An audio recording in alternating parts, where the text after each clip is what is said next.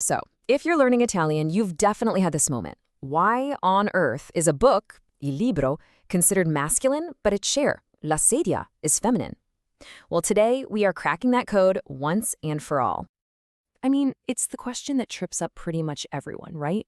And hey, if you've ever felt like you're just randomly guessing, you are so not alone. It can feel completely arbitrary, but what if I told you there's a system hiding in plain sight? And that is exactly what we're going to do. Forget dry, boring grammar lessons. Think of this as our own little code cracking session. By the time we're done, you're going to have the keys to unlock Italian noun gender for good. All right, first things first, let's tackle the biggest piece of this puzzle. What does it even mean for an inanimate object to be masculine or feminine? Here's the first thing you absolutely need to get. Italian kind of splits this problem in two. For people and animals, what we call animate nouns, it's totally logical. Gender follows biological sex. Il ragazzo, the boy. La ragazza, the girl. Makes perfect sense. But for objects like a table or a chair, the gender is purely grammatical. It's a linguistic rule, and that's the part of the code we're here to break.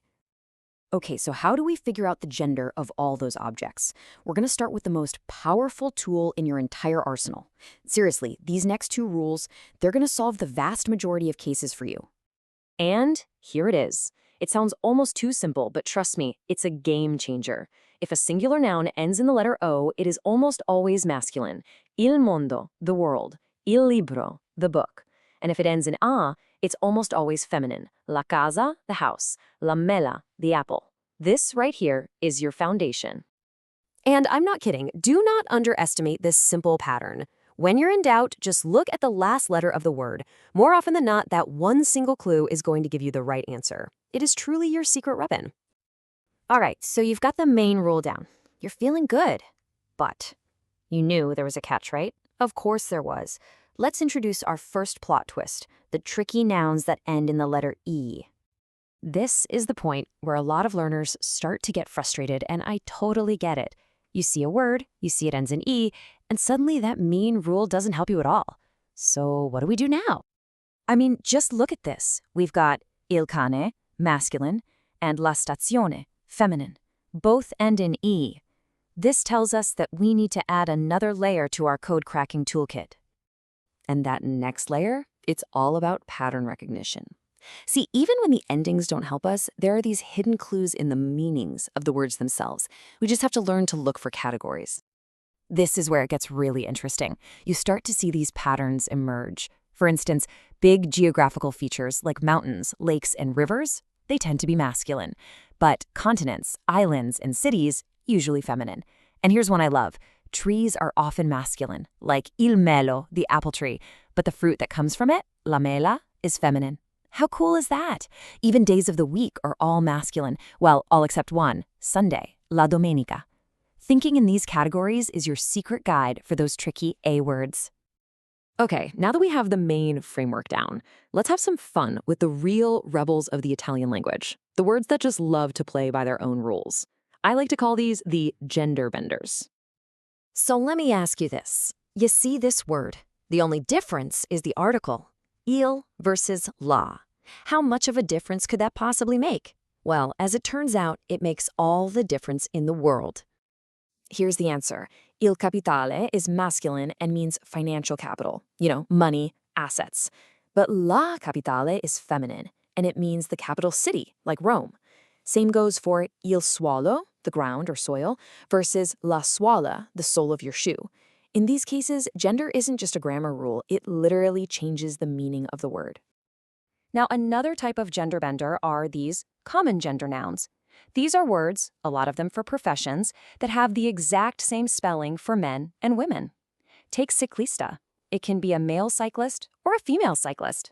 So, how on earth are you supposed to tell them apart? Luckily, the words around it give you all the clues you need. It's a super easy two-step trick. First, look at the article. Il collega is your male colleague. La collega is your female colleague. Simple. And if there's no article, look at the adjective. An adjective ending in O, like bravo, tells you the teacher is a man. And ending in A, brava, tells you she's a woman. Easy peasy. And just when you think you've seen it all, Italian hits you with this little gem. The word il braccio, which means an arm, is a totally regular masculine singular noun. No surprises there. But what happens when you have more than one arm? Get this. It actually has two different plurals. If you're talking about your own two arms on your body, the word switches genders and becomes feminine plural, le braccia. But if you're talking about the arms of an armchair or a chandelier, it stays masculine, I bracci. It's one of those fascinating little quirks that shows just how deep this gender thing goes. And finally, let's just quickly look at a few common patterns for turning a masculine noun into its feminine form. You'll see this all the time. An ending like tor switches to tris. So attore, actor, becomes attrice, actress. Another really common one is adding essa, like turning poeta into poetessa. These are just a few more patterns to tuck away in your recognition toolkit. Okay, that was a lot, I know, but we've cracked the code. We've explored the quirks, so let's put it all together into a simple, practical toolkit that you can start using like right now. Here it is, your 3-step mental model. Step 1, always, always, always check the ending. The O versus A rule will solve most of your problems. Step 2, if it ends in E, then it's time to play detective. Look for those category clues we talked about. And finally, step 3, just keep an eye out for those special gender benders, the words that like to break the rules. This is your roadmap. You know, it's easy to see grammar as just a bunch of frustrating rules to memorize, but I'll leave you with this thought. It's really the hidden logic of a language. Once you start to see the patterns, it all just starts to click into place.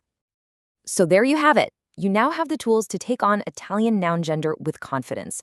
That big, scary puzzle isn't so puzzling anymore, is it? So the only question left is, what part of the Italian code are you excited to crack next? Happy learning!